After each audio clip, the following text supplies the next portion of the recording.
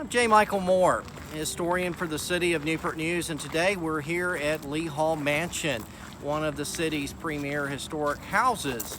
And we want to have visitors come to experience several different centuries of history with Lee Hall Mansion and gain a better appreciation for the museums, historic sites, and parks that are here within the City of Newport News. Lee Hall Mansion was completed in 1859 by Mr. Richard Decatur Lee.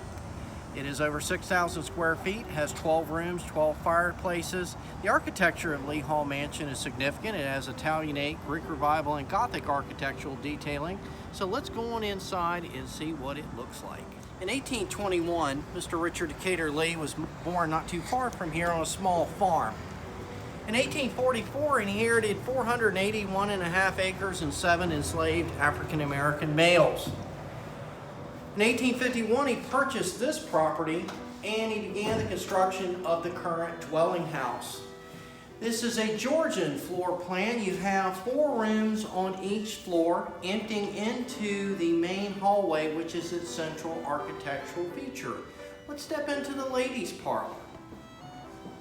Mrs. Lee would have entertained their guests in here. We have a ladies' parlor that is decorated to folks of that time period.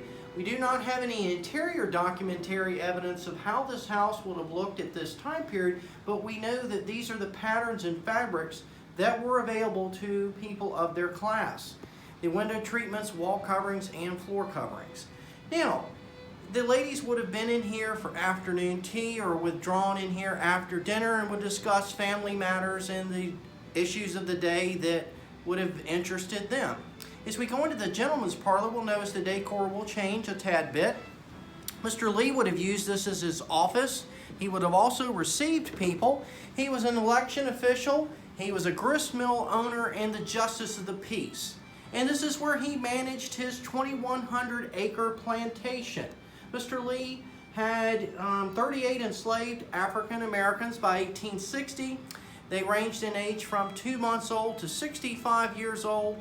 On the plantation, they grew corn, wheat, oats, sweet potatoes. They had Irish potatoes and had sheep, cattle, and hogs. In April of 1861, the Commonwealth of Virginia seceded from the Federal Union. Richard Decatur Lee very soon was visited by Confederate Commander John Bankhead Magruder for knowledge about the local area. They rode from this spot at Lee Hall out to Mulberry Island Point to find out the true course of the Warwick River. From that reconnaissance, John Bankhead Magruder would have 3 different lines of fortifications that stretched across the Virginia Peninsula to block any advance by the Union Army from Fort Monroe at the tip of Virginia Peninsula at Old Point Comfort up toward the newly established capital of the Confederate States at Richmond.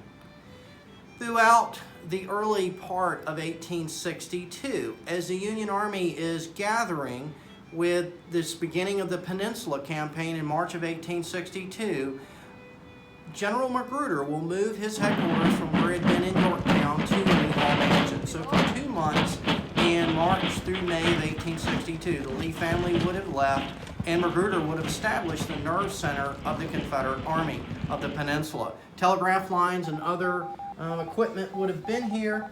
Staff officers would have been out with a flurry of activity as 13,000 troops were defending against the advancing 121,500 soldiers of the Union Army of the Potomac.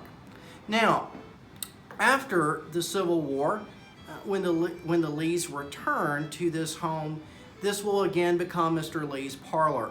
And throughout even into the beginning of the 20th century, this would later be a study and law library for Mr. Robert George Bickford, who owned this house between 1908 and 1924. Now, as we move out into the hallway, this is where the Lees would have received some of their business guests. They would have been here maybe on a hall bench or would have waited before they went into the parlors. Now, when we get ready to go upstairs, just keep in mind you over-decorate downstairs and you want only your family members would be upstairs, and that's where we're going to go next. As you come upstairs, The domestic area would have been for only family or the enslaved persons in the Civil War era and antebellum era that would have worked here. You would have had different domestic chores that would have happened, and ladies would have been up here. They weren't receiving guests up here. More of that would have gone on in the parlor. Now, as we go into the master bedroom, we'll talk a little bit more about the Lee family and then discuss some of the other owners of the house. Richard and Martha Lee were married in 1844. She was a widow with 2 children from her first marriage, and she had another 7 with Richard. This is the pre-industrial agricultural society, so yes, they had 7 children, 4 of which survived to adulthood. There's about a 50% childhood mortality rate at that time period. The Lees would remain here till the beginning of the Peninsula Campaign in 1862, and then they would refugee up in Richmond and later in Danville. And when they returned after the American Civil War, they only remained here until 1870.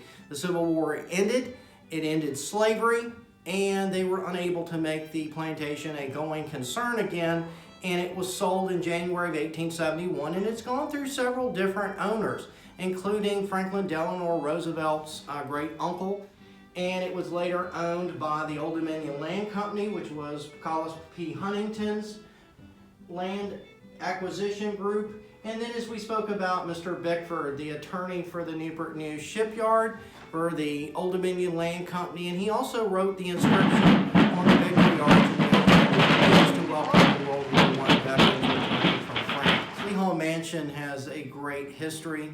We welcome you to come and explore it further, as well as Enview Plantation, the Virginia War Museum, the Newsom House Cultural Arts Center, as well as the unmanned historic sites throughout the city.